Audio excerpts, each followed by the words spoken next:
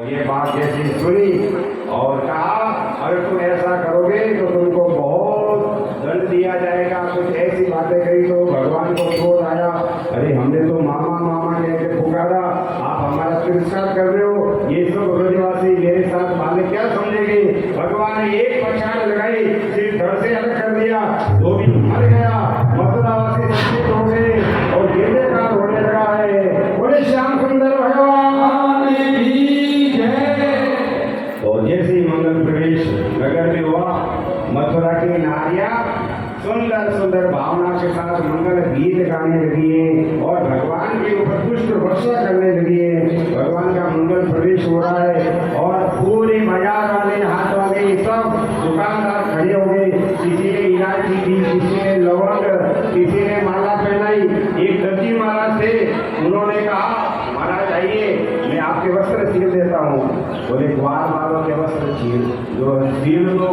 और जो बड़ी बड़ी कंस महाराज की पोशाकें थी वो श्याम सुंदर के कहने से उधर जी महाराज ने सील दिया।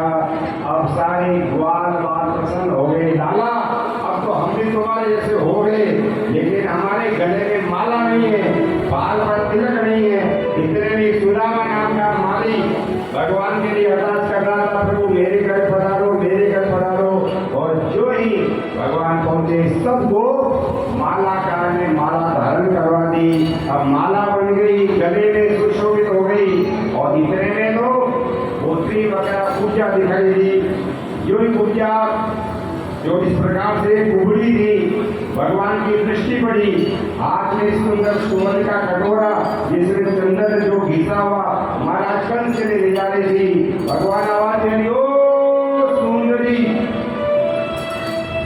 और जो ही आवाज सुनी भगवान की मधुर आवाज, पूजा ने यूं तिरछा करके मुंह करके देखा, अरे ये सुंदरी पुकारने वाला कौन है। दौड़ी दौड़ी आई और लग रहा कैसे चलता है, कैसे दौड़ता है। सब हंसने लगे, अरे कुबड़ी आ गई, कुबड़ी आ गई।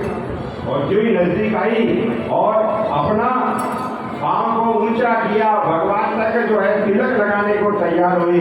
बोले इसमें क्या लगा दो तुम्हारा हाथ का तिलक। श्याम बलराम को दोनों भाल पर सुंदर सुगंधित चंदन लगाया। चंदन लगाया तो बोले हमारे और भी सखा है, इन सबके तिलक लगा दो। सबके तिलक हो गया। अब लड़ाई करने लगी। कौन सी लड़ाई? प्रेम की लड़ाई। पूजा कहने लगी आपने मुझे सुंदरी कैसे कहा? श्याम सुंदर ने कहा बोले मेरे को गाली दी है क्या? अरे सुंदरी कह दिया तो क्या हो गया? बोले मैं कहा सुंदरी हूँ, मैं तो कुबड़ी हूँ, लोग मुझे कुबड़ी कहते हैं और मुझे अगर सुंदरी कह दिया तो मुझे सुंदरी बना दो। श्याम बलराम सब खड़े हैं, बाल सका खड़े हैं। श्री रामा ने कहा हाँ लाला हो जाने दे दो। और भगवान ने कहा अच्छा। अपना एक दाहिना चरण से पांव पर रखा और एक हाथ कमर के पीछे लगाया, दूसरा धोती के नीचे यूं दिया झटका और सीधी सर हो गई। और कुबड़ी 3 जगह से बाकी थी वो सीधी हो गई। बोले श्याम सुंदर भगवान की जय। अब तो कुबड़ी वो कुबड़ी नहीं रही, अब तो परम सुंदर बन गई। अब तो हाथ पकड़ के कहा मेरे घर चलो, भगवान के शरण कर। बड़े भैया दो दादा मेरे साथ में, भान सका तो साथ में, अभी चलने का समय नहीं है, अभी तो मैं जाऊंगा धनुष यज्ञ को देखने और कभी समय मिलेगा तो जरूर आऊंगा।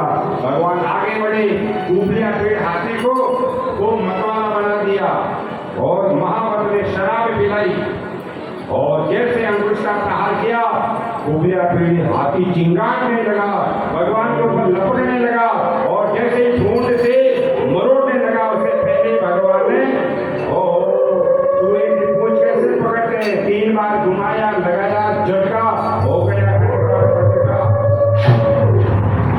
हाथी मारा गया। एक दांत को पकड़ करके बलराम जी ने अपनी भुजा पर धारण कर दिया और आगे चले। और यहाँ पर नंद बाबा इत्यादि सब आ गए। दूसरा दिन फूट गया है और सब के सब एक तरफ ब्रज युवतियां, एक तरफ पूरे जो ब्रज 84 कोष के जितने भी पुरुष बड़े बड़े बुजुर्ग फेटा बांधे हुए सब सभा में बैठे हैं। जैसे कोई ऑस्ट्रेलिया का बहुत बड़ा वो क्रिकेट मैच कैसे होता, सब कैसे देख बैठे चारों तरफ वह सब बैठे हैं और बीच में बहुत बड़ा एक मैदान और जिसमें मुष्टि को चालू देखने में तो मनुष्य लेकिन हकीकत में वो राक्षस। उसने कहा कंस महाराज से आप चिंता नहीं करो। देखते डर आ जाए तो आइडिया। अच्छा मथुरा से आए करौली साइड से बोला है बड़े गाड़ी। अच्छा फ्लाइट के टिकट आए होंगे। जय हो।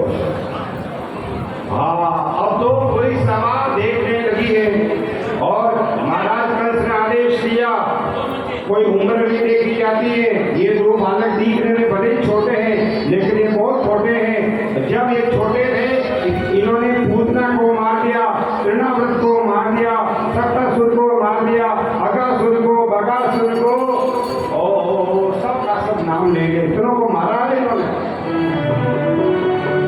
छोटे छोटे ग्वाल बात कहने लगे महाराज इतनों को मारा है तो आज आपका भी नंबर आ सकता है। अब तो ये बड़े हो गए लेकिन प्रकट में नहीं कह सकते, मन में कह सकते हैं।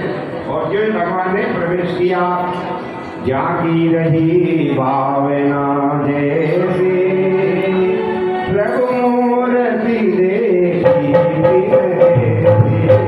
जागी रही भावना जैसे प्रभु मूर्ति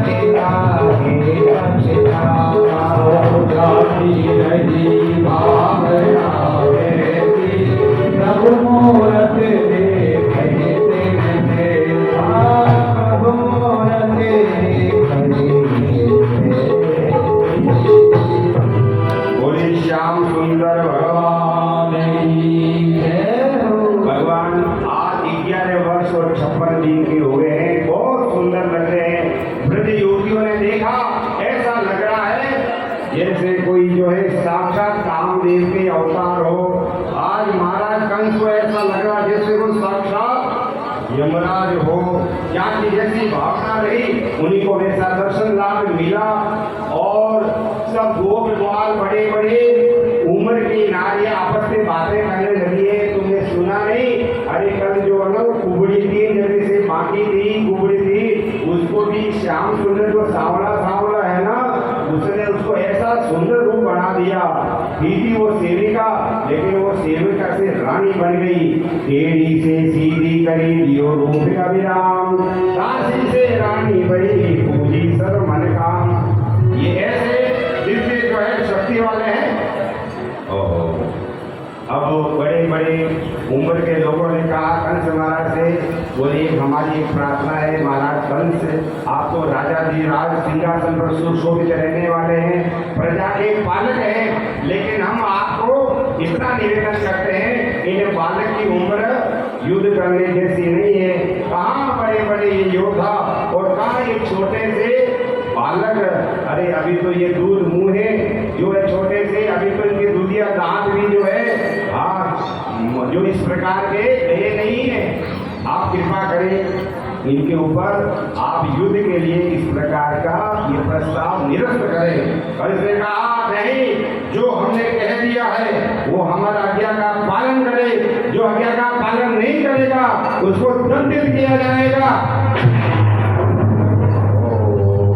जैसे ही कहा श्याम बलराम ने एक दूसरे को देखा भैया हो जाए बिल्कुल 4 हाथ। बोले हो, एक तरफ मुष्टि और एक तरफ चालू